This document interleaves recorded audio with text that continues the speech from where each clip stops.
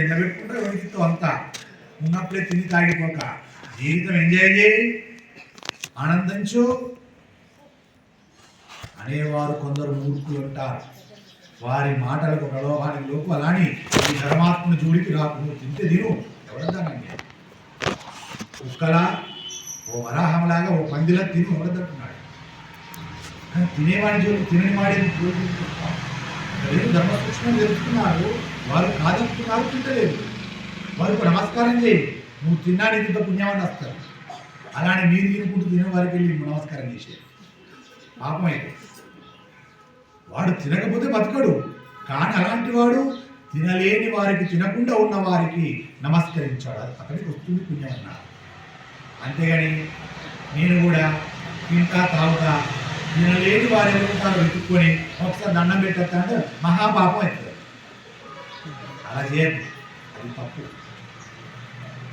ఎదుటి వారిని అధిక్షేపించి ఎప్పుడు మాట్లాడకూడదు. అలా మాట్లాడడం కూడా ఈశ్వర దోషం కింద పడతారు. ధర్మశాస్త్రము ఎన్నో విషయాలు చెప్పింది కాబట్టి ధర్మాన్ని ఎప్పుడు అనుష్ఠిస్తూ ఉండు. అలాంటిది మనకు అందరూ కూడా ఒక తల్లికి ఎలా నమస్కరించాలో, ఒక దేవతకు ఎలా నమస్కారం చేస్తారో అలా వదినను దేవతలా చూసిన స్వభావం ఉన్నవాడు లక్ష్మణుడు. ఎంత ధర్మాత్ముడండి లక్ష్మణుడు నిజంగా. అలాంటి ధర్మాత్ముని పట్టుకొని తల్లి ఆ మాట అన్నది ఎందుకన్నది ఈ కారణానికి. 10 నెలలు రావణాసురుని అక్కలో ఉండాలి, వాడి తేజస్సు అంతా పోవాలి.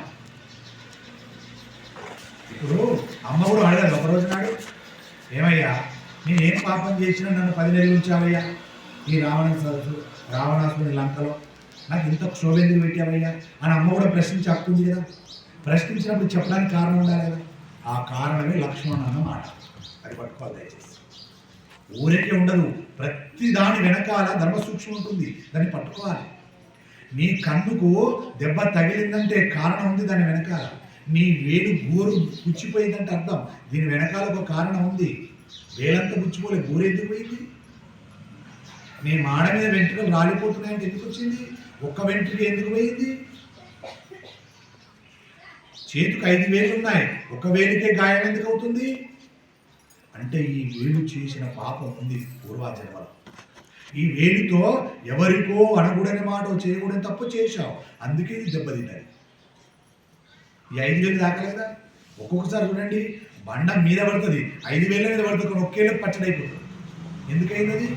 ఇది చేసిన పాపం ఉంది కాబట్టి అయింది. అలాగే మన దగ్గర అలానే ఉంటుంది. ధర్మాత్మలు ఎప్పుడు జోలి వెళ్ళకండి వాళ్ళను.